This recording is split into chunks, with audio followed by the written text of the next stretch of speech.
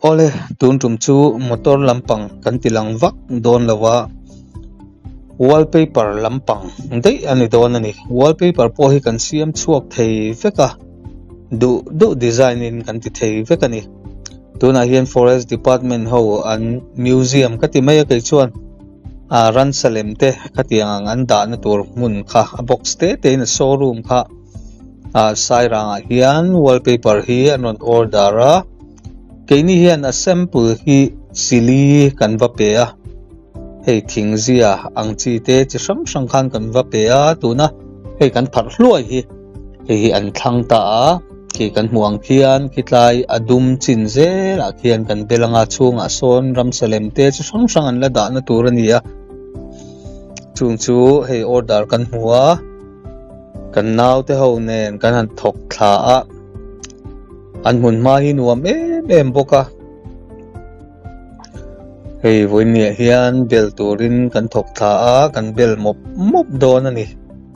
uluk angai hle maya kan thei to panalin bel kan han tum don ani in lo clear zel don ni ti hian wallpaper hi athan in kan print chuak feka chu kan keng thla a ti chuan a hmuna hian kan han te feka adik khap hian kan katanga chuanin a size te ang hianin uluk takin kan bel le vek don ani tuna hian a bel tran dan tu te kan ngai tu me ka he an than chu ni ta a kan print zo to nu hian hei kan bel trana hei kan naw te hian an uluk lut tukin anan bela kan wallpaper hi adak nalania mani in le dora te chi sang hianin order a ron siam thei veka duang design kha ati thei top mai ni entinan dora chun valei don ula an print sa an siam sa kha indu zong in va than chopanga entinan du zong dang in lo nei ta a chung te chu va zong don ringot ula a thei lo ani keini a chuan indu ang kha inron order theya entinan mei man lai mi zo puan ang chi te po in lo du theya khateng chi po kha a order thei veka ti chuan wallpaper puan khami a material anga khanin kan print veka nga chu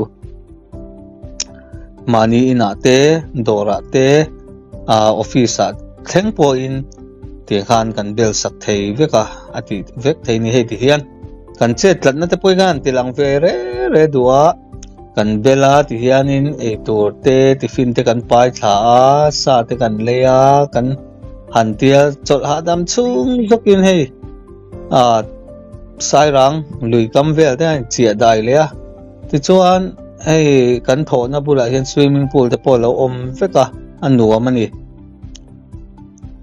chuan hei gan bel zota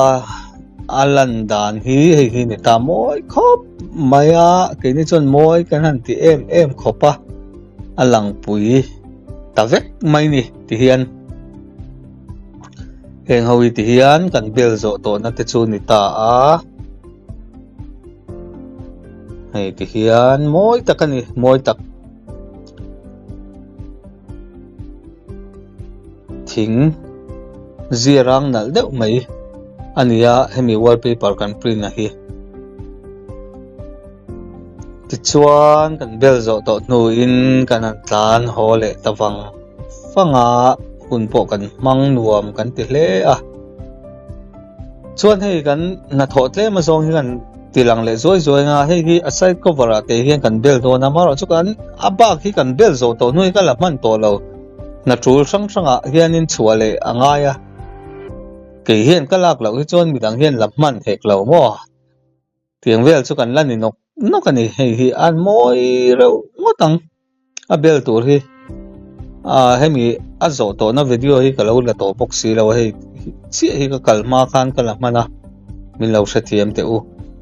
ti chuan heta hian eroxy cheile don boka hei design hi kan han perfect to boka hi ama chuan a uk khami anungami angkha atel angrong kha ni ta a hei adum le a huai thianin kan chei sakta a hei po hi nal thei khop mai luk sadang zar mai ne graphic hi alo nalani tianga du tok mai kholina an suwa sama an prina daknal lutuka an ti chu an bel le ngat thi chu du thu hi asam em ringot mai ni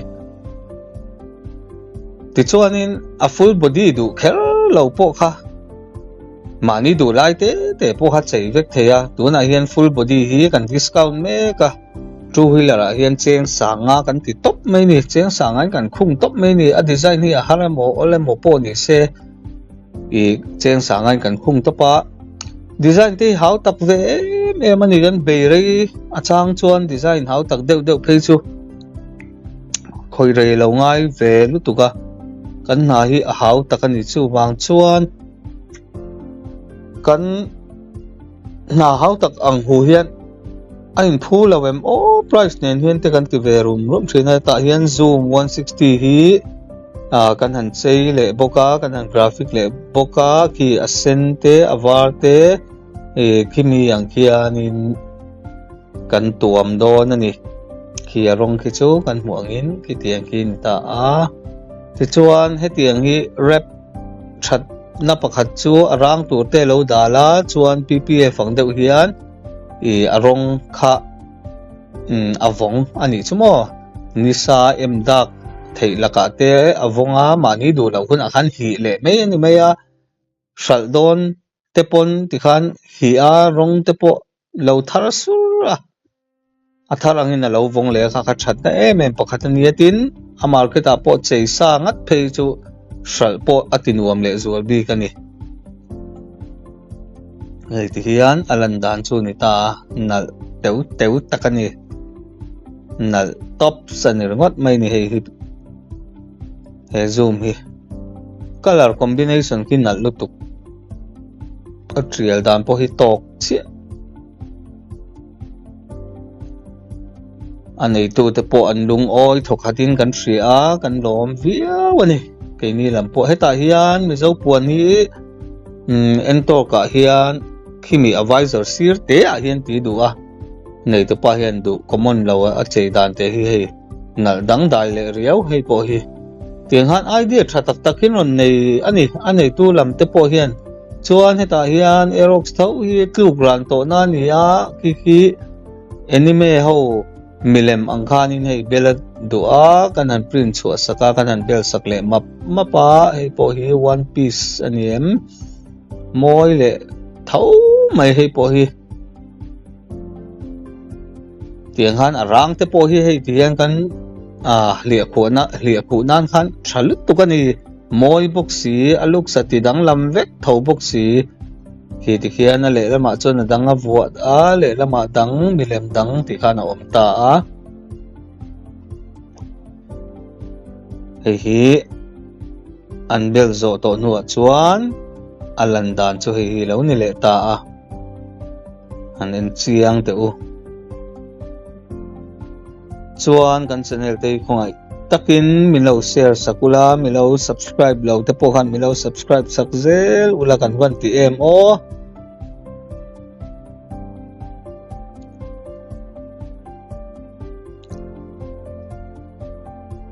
ki anal reu khop mai han ti full phei se chuanin hei ai hian anal le zol turani ama se heta te hian du to ka chuan hei Bergman Visor a hian hei Arsenal ho logo ronda le kal boka moi khop mai hei po hi mo an lai pui lem nge me kha ron chuang kal mai ni chuan sumo hi hei vai ta ani a hei original sumo te po kan siam chuak vega original ai khanin nal fe ni ke ni chuan nal kan ti tuna hian sumo sticker vel ho hi chu vai ho ron siam hi an ring deuh mai a thine na ma se ke ni hian kan siam chuak ti an hriat ta ka wang hian an ron bor na sa to me a tuna po hian vai ramatang te pon mi ron to a khar chhong tur ang chi te pon kan lom ma hi nung lama hian a bel le zeu dona hi nula pakhat ania sihal hianin an zuk en dewa he ta hian samurai king in alo huak boka hei po hi an nice le don khatiang kha ni adu chuan in miron pan ula tom te in kan ti nia hei ta hian sumun hung lama hian a in bel le ta